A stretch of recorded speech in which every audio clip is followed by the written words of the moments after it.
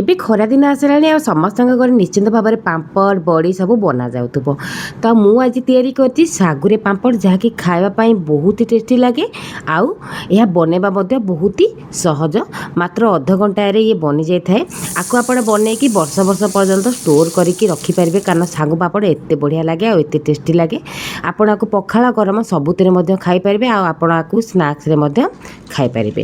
ପିଲାମାନଙ୍କୁ ବହୁତ ବଢ଼ିଆ ଲାଗେ। ନିଶ୍ଚିନ୍ତ ଭାବରେ এই ଶାଗୁ ପାମ୍ପଡ଼ଟିକୁ ଟ୍ରାଏ କରନ୍ତୁ। ଦେଖିପାରୁଥିବେ କେତେ କ୍ରିସ୍ପି ହେଇଛି, ତାର ଆବାଜ ଆପଣମାନେ ଦେଖିପାରୁଥିବେ। ନମସ୍କାର, ଜୟ ଜଗନ୍ନାଥ। ସ୍ୱାଗତ କରୁଛି ଆପଣ ସମସ୍ତଙ୍କୁ ମୋ ୟୁଟ୍ୟୁବ୍ ଚ୍ୟାନେଲରେ। ଆଜି ମୁଁ ବନେଇଛି ଶାଗୁ ପାମ୍ପଡ଼। ତ ସେଥିପାଇଁ 2 ଘଣ୍ଟା ହେବ ମୁଁ ଶାଗୁକୁ ଏମିତି ଭିଜେଇକି ରଖିଦେଇଥିଲି। ଫାଷ୍ଟ ତ ମୁଁ ଶାଗୁକୁ ଭଲସେ ପୁରା ଧୋଇ ନେଇଥିଲି, ତାକୁ 1 କପ୍ ପାଣିରେ ଭିଜେଇକି ରଖିଦେଇଥିଲି। ମାନେ ଶାଗୁକୁ ମୁଁ ଯେଉଁ କପ୍ରେ ମାପିକି ନେଇଥିଲି ସେଇ ଜାଗାରେ ମୁଁ 1 କପ୍ର ପାଣି ଦେଇକି ତାକୁ ଭିଜେଇକି ରଖିଦେଇଥିଲି। ଏବେ 2 ଘଣ୍ଟା ପରେ ଦେଖିପାରୁଥିବେ ଶାଗୁ ପୁରା ବଢ଼ିଆ ସେ ଫୁଲି ଯାଇଛି। ଏବେ ମୁଁ ଗୋଟେ ଗ୍ରାଇଣ୍ଡର କପ୍ ନେଇ ଆସିଛି, ସେଥିରେ ଦେଇଦେଇଛି ଶାଗୁକୁ ଆଉ କିଛି ଗୋଟା ଶାଗୁକୁ ମୁଁ ଅଲଗା ଗୋଟେ ଜାଗାକୁ କାଢ଼ିକି ରଖିଦେଇଛି। ଏବେ ଶାଗୁକୁ ଗ୍ରାଇଣ୍ଡର ଜାରରେ ଦେଇ ସାରିଲା ପରେ ଏବେ ଯେଉଁ ଏକ୍ସେସ୍ ପାଣି ଥିଲା, ଆମେ ଯେଉଁ ଶାଗୁକୁ ଯେଉଁ ପାଣି ଦେଇକି ଆମେ ଭିଜେଇଥିଲେ ସେଇ ପାଣିକୁ ସବୁ ଦେଇକି ତାକୁ ପୁରା ବଢ଼ିଆ ସେ ପେଷ୍ଟ ବନେଇକି ନେଇ ଆସିଛି। ତ ମୁଁ ଏବେ ଶାଗୁରେ 1 କପ୍ର ପାଣି ୟୁଜ୍ କରିଛି। ମାନେ ଏବେ ଆପଣଙ୍କୁ ଯେଉଁ ମୁଁ ଗିନା ଦେଖେଇଥିଲି ସେଇ ଗିନାରେ ହିଁ ମାପିକି ମୁଁ ସବୁ ଜିନିଷ ନେଇଥିଲି। ଏବେ ମୁଁ 1 ଗିନାର ପାଣି ୟୁଜ୍ କରିକି ଶାଗୁକୁ ବାଟିକି ଦେଖନ୍ତୁ ନେଇ ଆସିଛି। ତାକୁ ଦରଦରା ବି ଆପଣ ବାଟିଲେ ଚଳିବ। ଆପଣ ଚାହିଁଲେ ମଧ୍ୟ ଶାଗୁକୁ ନ ବାଟିକି ମଧ୍ୟ ପାମ୍ପଡ଼ ବନେଇ ପାରିବେ। ଶାଗୁକୁ ବାଟିକି ତାକୁ ଏପଟେ ମୁଁ ସାଇଡ଼୍ କରିକି ରଖିଦେଲି। ଏବେ ଗୋଟେ ବଡ଼ ଜାଗା ନେଇକି ଆସିଛି ଯେଉଁଥିରେ ଆମେ ଶାଗୁକୁ କୁକ୍ କରିବା। ଏବେ ଯେଉଁ ଗ୍ରାଇଣ୍ଡିଙ୍ଗ କରିଥିବା ଶାଗୁକୁ ଏବେ ସବୁ ତା ଦେହରେ ମୁଁ ଦେଇଦେଲି। ମାନେ ଯେଉଁ ପେଷ୍ଟ କରିକି ଶାଗୁକୁ ଯେଉଁ ରଖିଥିଲି ତାକୁ ସବୁ ମୁଁ ସେଇ ଜାଗାକୁ ଦେଇଦେଲି। ଏକ୍ସେସ୍ ଯାହା ସବୁ ମୋର କପ୍ରେ ଲାଗିଥିଲା ସେଥିରେ ଅଳ୍ପ ଟିକେ ପାଣି ଦେଇକି ତାକୁ ପୁରା ଭଲସେ ମାନେ ବାହାର କରିକି ତାର ପାଣି ମଧ୍ୟ ମୁଁ ସେ ଜାଗାକୁ ଦେଇଦେଲି, ଯେମିତିକି କପ୍ରେ ଆଉ କିଛି ଶାଗୁ ଲାଗିବନି। ତ ସବୁ ଶାଗୁକୁ ପରିଷ୍କାର ଭାବରେ ଧୋଇକି ମୁଁ ଏବେ ଦେଖନ୍ତୁ ସେଇ ଜାଗାକୁ ଦେଇଦେଲି। ଏବେ ମୁଁ ଟୋଟାଲ୍ ଦେଖନ୍ତୁ ଏଇ ପର୍ଯ୍ୟନ୍ତ 2 ଗିନାର ପାଣି ବ୍ୟବହାର କରିଛି। ତ ଆପଣମାନେ ପୁରା ମେଜରମେଣ୍ଟ ଠିକ୍ରେ ନେବେ, ତ ଆପଣଙ୍କର ଶାଗୁ ପାମ୍ପଡ଼ ମଧ୍ୟ ଠିକ୍ ବନିବ। ଏବେ 2 ଗିନାର ମୁଁ ପାଣି ୟୁଜ୍ କରିଦେଇଛି। ଏବେ ସେଇ ଗିନାରେ ମାପିକି ମୁଁ 6 ଗିନାର ପାଣି ଦେବି। ମାନେ ଆପଣ ଯେତିକି ଶାଗୁ ଦେବେ ତାକୁ ଦେଖିକି 8 ଭାଗ ପାଣି ଦେବେ। ଯେମିତିକି ମୁଁ 1 ଗିନା ଶାଗୁ ନେଇଥିଲି, ସେଥିରେ 8 ଗିନାର ପାଣି ଦେଇଛି। ତ ଦେଖିପାରୁଥିବେ ପୁରା 8 ଗିନାର ପାଣି ଏଥିରେ ମୁଁ ଆଡ଼୍ କରି ଦେଇଛି। ଆଉ ଶାଗୁ ପାମ୍ପଡ଼ ବନେଇଲା ବେଳେ ସବୁବେଳେ ମେଜରମେଣ୍ଟର ଧ୍ୟାନ ରଖିବେ, ନହେଲେ ଆପଣଙ୍କର ପାମ୍ପଡ଼ ବିଲକୁଲ ବି ଭଲ ବନିବ ନାହିଁ। ତ ମୁଁ ଏଠି ପୁରା ଟୋଟାଲ୍ 8 ଗିନାର ପାଣି ଏବେ ୟୁଜ୍ କରି ଦେଇଛି। ଏବେ ଯେଉଁ ଗୋଟା ଶାଗକୁ ମୁଁ ରଖିଥିଲି ଗୋଟେ ଜାଗାକୁ କାଢ଼ିକି ତାକୁ ତା ଭିତରେ ଦେଇଦେଇଛି। ଗୋଟା ଶାଗ ରହିଲେ ଶାଗୁ ପାମ୍ପଡ଼ର ଟେଷ୍ଟ ଆହୁରି ବଢ଼ିଆ ଲାଗିବ। ଏବେ ସେଥିରେ ସ୍ୱାଦ ଅନୁସାରେ ପକାଇଦେଲି ଲୁଣ। ଆଉ ଲୁଣ ବେଶୀ ଦେବେନି, ଲୁଣ ଦେଖିକି ଦେବେ। ଲୁଣିଆ ହେଇଗଲେ ପାମ୍ପଡ଼ ବିଲକୁଲ ବି ଭଲ ଲାଗିବନି। ଏବେ ଗୋଟେ ହ୍ୟାଣ୍ଡ ହୁଇସ୍କରକୁ ନେଇ ଆସିଛି, ତାକୁ ଭଲସେ ପୁରା ଶାଗୁକୁ ପୁରା ବଢ଼ିଆସେ ମୁଁ ମିକ୍ସ କରି ନେଇଛି।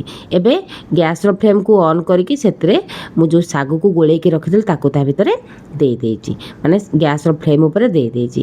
ଏବେ ତାକୁ କଣ୍ଟିନ୍ୟୁସଲି ପୁରା 20 ମିନିଟ୍ ପର୍ଯ୍ୟନ୍ତ ମୁଁ କୁକ୍ କରିବି, ଯେମିତିକି ଆମର ଶାଗୁ ପୁରା ଟ୍ରାନ୍ସପେରେଣ୍ଟ ନ ହେବ। ମାନେ ଯେମିତି ଆପଣ ଦେଖିପାରିବେ ଆପଣଙ୍କର ଶାଗୁଟି ପୁରା ଟ୍ରାନ୍ସପେରେଣ୍ଟ ହେଇଯାଇଛି, ଜାଣିବେ ଯେ ଆପଣଙ୍କର ଏଇ ଜିନିଷଟି ବି ବନିକି ରେଡ଼ି ହେଇଯାଇଛି ପାମ୍ପଡ଼ ପାଇଁ। ତ ବିଲକୁଲ ତାକୁ କମ୍ କୁକ୍ କରିବେନି, 20ରୁ 25 ମିନିଟ୍ ନିହାତି ଭାବରେ କୁକ୍ କରିବେ। ଫାଷ୍ଟ ତ 5 ମିନିଟ୍ ତାକୁ ଆପଣ ହାଇ ଫ୍ଲେମ୍ରେ କୁକ୍ କରିବେ, ତାପରେ ତାକୁ ଲୋ ଟୁ ମିଡ଼ିୟମ୍ କରିକି ତାକୁ ଆଉ 15 ମିନିଟ୍ ପର୍ଯ୍ୟନ୍ତ କୁକ୍ କରି ନେବେ, ଯେମିତିକି ଆପଣଙ୍କର ଶାଗୁ ପାମ୍ପଡ଼ ବଢ଼ିଆସେ ବନିଯିବ। ତେବେ ଆପଣ ଦେଖିପାରୁଥିବେ କେତେ ସୁନ୍ଦର ଭାବରେ ବଏଲ୍ ଆସିଗଲାଣି। ଆଉ ଆମର ଶାଗୁକୁ ରାନ୍ଧିବାର 20 ମିନିଟ୍ ହେଇଗଲାଣି, ଆଉ ଏ ମଧ୍ୟ ପୁରା ଟ୍ରାନ୍ସପେରେଣ୍ଟ ହେଇଗଲାଣି। ଏବେ ଆପଣଙ୍କୁ ଦେଖାଉଛି ଗୋଟେ ଜାଗା ଆଣିକି ଦେଖନ୍ତୁ କେତେ ତାର କନସିଷ୍ଟେନ୍ସି ପୁରା ଏଇଭଳି ହିଁ ରଖିବେ। ଏବେ ଗ୍ୟାସ୍ର ଫ୍ଲେମ୍କୁ ଅଫ୍ କରିଦେବା।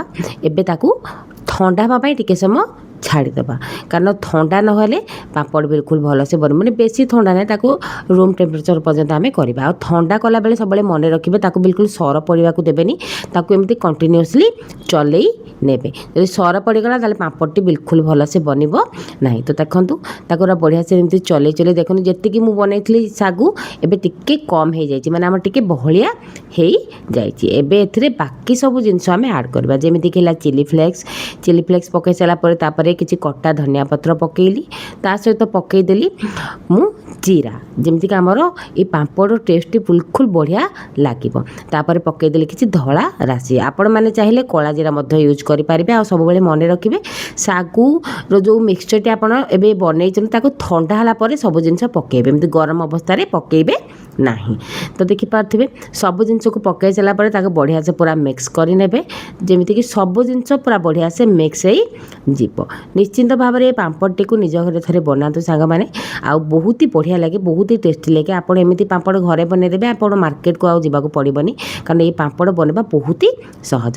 ତ ମୋ ପାଖରେ କିଛି ଏମିତି ପଲିଥିନ୍ ନଥିଲା, ତ ମୋ ପାଖରେ ଏମିତି କିଛି ଜରିର ଯେଉଁ ବସ୍ତା ଆସେ ନା ଯେଉଁ ଚାଉଳର, ତ ସେଇଥିରେ ମୁଁ ଟିକେ ଅଏଲ୍ ଗ୍ରୀସ୍ କରିକି ତାକୁ ନେଇଯାଇଛି। ଆଉ କିଛି ଅଟା ଜରି ଥିଲା, ତାକୁ ମଧ୍ୟ ଏମିତି କିଛି ଅଏଲ୍ ଗ୍ରୀସ୍ କରି ନେଇଛି। ଆପଣଙ୍କ ପାଖରେ ଯଦି ବଡ଼ କିଛି ଜରି ଅଛି ଆପଣ ସେଥିରେ ମଧ୍ୟ ତେଲ ଗ୍ରୀସ୍ କରିକି ସେଥିରେ ବନେଇ ପାରିବେ। ଏବେ ତାକୁ ଛାତ ଉପରକୁ ନେଇ ଦେଖନ୍ତୁ ଏମିତି ପୁରା ସେଟ୍ କରିଦେଇଛି, ତା ଚାରିପାଖରେ ଏମିତି ସବୁ ଦେଇଦେଇଛି ଯେମିତିକି ପବନରେ ବିଲକୁଲ ଉଡ଼ିବନି। ଆଉ ତା ତଳେ ଗୋଟେ ମ୍ୟାଟ୍ ମଧ୍ୟ ପାରି ଦେଇଛି। ଏବେ ମୁଁ ଯେଉଁ ଶାଗୁର ମିକ୍ସଚରକୁ ନେଇକି ପଳେଇ ଆସିଛି ଛାତ ଉପରକୁ।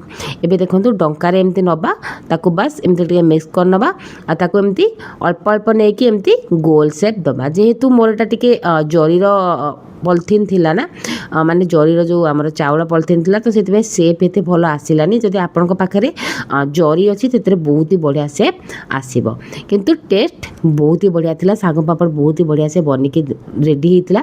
ଦେଖନ୍ତୁ କେତେ ଟ୍ରାନ୍ସପେରେଣ୍ଟ ହେଇଛି। ଆଉ ସତରେ ସାଙ୍ଗମାନେ ନିହାତି ଭାବରେ ରେସିପିଟିକୁ ନିଜ ଘରେ ଥରେ ଟ୍ରାଏ କରିବାକୁ ଅନୁରୋଧ ଆପଣ ସମସ୍ତଙ୍କୁ। ଆଉ ଭିଡ଼ିଓଟିକୁ ପ୍ରଥମରୁ ଶେଷ ପର୍ଯ୍ୟନ୍ତ ଦେଖନ୍ତୁ।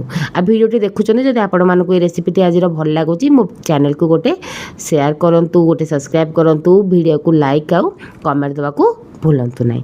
ତ ଦେଖିପାରୁଥିବେ ସାଙ୍ଗମାନେ ପୁରା ଖରାରେ ମୁଁ ବସିକି ବନେଇ ନେଉଛି। ଏବେ 10ଟା ବାଜିଛି, 10ଟା ବେଳୁ ଏଠି ଏତେ ଖରା ହେଲାଣି।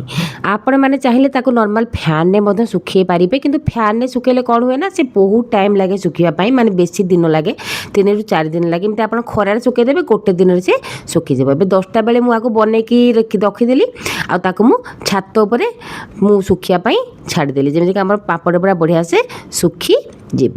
ଏବେ ମୁଁ ଆପଣଙ୍କୁ 5ଟା ବେଳେ ଦେଖାଉଛି। ମୁଁ 5ଟା ବେଳେ ଦେଖନ୍ତୁ ପାମ୍ପଡ଼ ସବୁକୁ ନେଇ ଆସିଛି ଘରକୁ, କେତେ ପୁରା ଶୁଖିଯାଇଛି। ଜରିରୁ ତ ପୁରା ଛାଡ଼ି ଯାଇଛି, ମାନେ ଜରିରେ ଆପଣ ବନେଇବେ ନା ଆପଣଙ୍କୁ ଇଜି ହେବ, କିନ୍ତୁ ଯେହେତୁ ମୋ ପାଖରେ ଜରି ସେତେ ନଥିଲା, ତ ମୁଁ ଯେଉଁଥିରେ ବନେଇ ପାରିଛି ସେଥିରେ ପାରିଛି। ଆପଣଙ୍କ ପାଖରେ ଯଦି ଜରି ଅଛି ଆପଣ ଆରାମସେ ମଧ୍ୟ ବନେଇ ପାରିବେ। ଦେଖନ୍ତୁ ଜରି ବସ୍ତାରୁ ମଧ୍ୟ ସେ ଛାଡ଼ି ଯାଉଛି। ତା ପରଦିନ ତାକୁ ଆଉ ଟିକେ ସମୟ ମୁଁ ଖରାରେ ଦେଖେଇ ନେଇଛି। ଦେଖନ୍ତୁ କେତେ ଟ୍ରାନ୍ସପେରେଣ୍ଟ ଆମର ହେଇଛି ଶାଗୁ ପାମ୍ପଡ଼ ଗୁଡ଼ିକ। ଏତେ ସୁନ୍ଦର ଶାଗୁ ପାମ୍ପଡ଼ ଯଦି ଆମେ ଘରେ ବନେଇ ପାରିବା, ଆଉ ମାର୍କେଟରୁ କିଣିକି କାହିଁକି ଖାଇବା। କେତେ କମ୍ ସମୟରେ ଆଉ ଗୋଟେ କପ୍ ଶାଗୁରେ ମୁଁ କେତେ ସାରା ପୁରା 60ରୁ 70ଟି ପାମ୍ପଡ଼ ବନେଇକି ରେଡ଼ି କରି ନେଇଛି। ତ ଦେଖିପାରୁଥିବେ ସାଙ୍ଗମାନେ କେତେ ସୁନ୍ଦର ଭାବରେ ଆମର ଶାଗୁ ପାମ୍ପଡ଼ ଗୁଡ଼ିକ ବନିକି ରେଡ଼ି ହେଇଯାଇଛି। ଆପଣ ଆକୁ ଏମିତି ବନେଇକି ବର୍ଷ ବର୍ଷ ପର୍ଯ୍ୟନ୍ତ ଷ୍ଟୋର୍ କରିକି ରଖିପାରିବେ। ମୁଁ ଏପଟେ ଛାଣି ନେଉଛି, ପୁଅ କହିଲା ମାମା ଶାଗୁ ପାମ୍ପଡ଼ ଖାଇବି, ତ ତା ପାଇଁ ବନେଇ ନେଉଥିଲି। ତାକୁ କିନ୍ତୁ ବହୁତ ହି ବଢ଼ିଆ ଲାଗେ, ସେ ଛାଣୁ ଛାଣୁ 5-6ଟା ଖାଇଦେଇଛି। ଆପଣମାନେ ଆକୁ ଭାତ, ପଖାଳ, ଗରମ ସବୁଥିରେ ଖାଇପାରିବେ। ଆପଣ ନର୍ମାଲ୍ ତାକୁ ଏମିତି ଛାଣିକି ମଧ୍ୟ ଖାଇପାରିବେ। ଆଜିକାର ରେସିପିଟି ଆଶା କରେ ଆପଣମାନଙ୍କୁ ବହୁତ ହି ଭଲ ଲାଗିଥିବ। ତ ଏଇ ତ ଥିଲା ଶାଗୁ ପାମ୍ପଡ଼ ରେସିପି। ଦେଖା ହେବା ଆପଣମାନଙ୍କ ସହିତ ଆଉ ଗୋଟେ ନୂଆ ରେସିପି ସହ, ଗୋଟେ ନୂଆ ଭିଡ଼ିଓ ସହ, ଆଉ ଗୋଟେ ନୂଆ ବ୍ଲଗ୍ ସହ। ଆଜି ପାଇଁ ବିଦାୟ ଦିଅନ୍ତୁ, ରହୁଛି ସାଙ୍ଗମାନେ, ନମସ୍କାର, ଜୟ ଜଗନ୍ନାଥ, ଧନ୍ୟବାଦ।